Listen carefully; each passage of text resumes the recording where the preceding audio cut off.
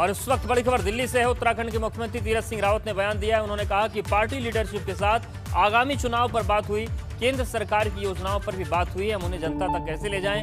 कांवड़ यात्रा को स्थगित किया गया है कोरोना की तीसरी लहर की आशंका के चलते। आगामी चुनाव की तैयारियों पर भी चर्चा हुई है। उत्तराखंड के लिए नई योजनाओं पर भी पार्टी लीडरशिप से बात हुई है। उपचुनाव का विषय चुनाव आयोग का है और चुनाव आयोग जब भी निर्णय लेगा उपचुनाव होंगे, ये चुनाव आयोग पर निर्भर करता है। तो ये महत्वपूर्ण बातें तीरथ सिंह रावत ने कही हैं। उन्होंने कहा कि जो भी केंद्र रणनीति तय करेगी हम उसके तहत काम करेंगे। क्या कुछ उन्होंने कहा है, सुनवाते हैं।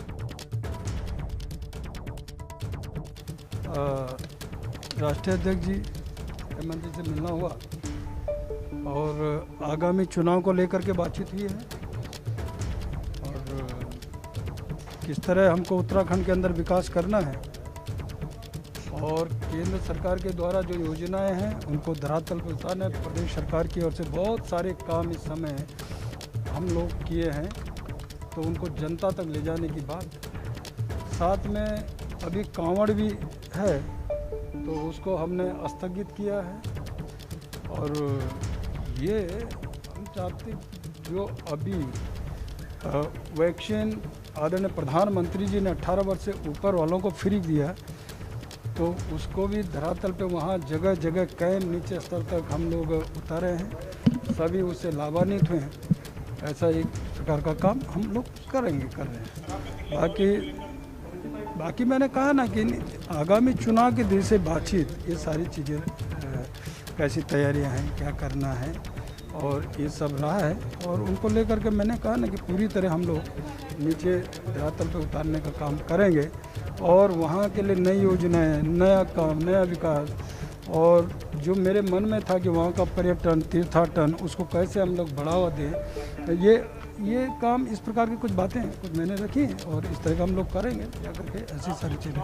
ये नहीं कहते विपक्ष क्या कर रहा है क्या नहीं कर रहा, ये उसका अपना काम है और विपक्ष कहीं भी जनता के सामने है नहीं, जनता नकारा है।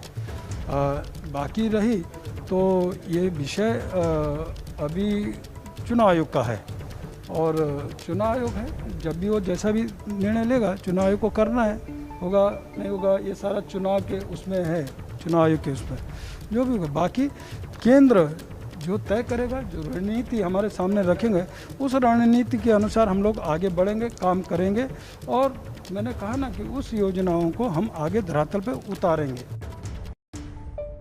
और अविनाश हमारे साथ जुड़ गए हैं। अविनाश, जिस तरीके से मुख्यमंत्री रुके थे, बहुत तरीके की बातें सियासी तौर से शुरू हो गई थी, क्या उन तमाम कयासों पर विराम लग गया है?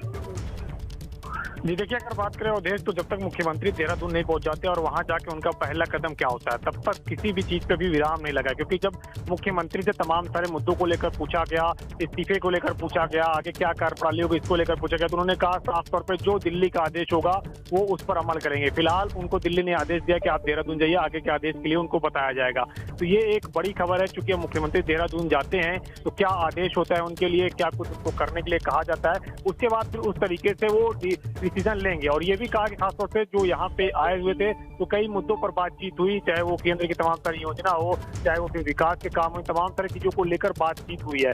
जहां तक बात रही उपचुनाव की, तो उन्होंने साफ तौर पे कहा कि चुनाव आयोग को डिसीजन लेना है। जब चुनाव आयोग डिसीजन लेगा उसके बाद फिर उसमें निर्णय किया जाएगा कि कहाँ से चुनाव लड़ना है, कहाँ से नहीं लड़ना है। क्योंकि अभी उत्तराखंड के अंदर 2 सीट खाली है, एक गंगोत्री सीट खाली है, एक हल्द्वानी सीट खाली है। लेकिन जो नियम है चुनाव आयोग का, रिप्रेजेंटेटिव एक्ट जो है, वो फिलहाल चुनाव कराने की अनुमति नहीं देता। लेकिन विशेष परिस्थितियों में चुनाव होते हैं और पहले हुए भी हैं, लेकिन उसके लिए अप्रोच किस तरीके से होगा चुनाव आयोग का, चुनाव आयोग क्या रिस्पॉन्स करता है, ये तमाम सारी चीजें अभी निर्भर होगी। क्योंकि अब मुख्यमंत्री कुछ ही देर में देहरादून के लिए रवाना होंगे, तो काफी महत्वपूर्ण होगा कि देहरादून पहुंचकर उनका अगला स्टेप क्या है, उससे बहुत कुछ भी जो है साफ होगा तस्वीर कि क्या उनको निर्देश रहा है दिल्ली की तरफ से, क्या उनको आगे करना है और किस तरीके से आगे मुख्यमंत्री काम करेंगे।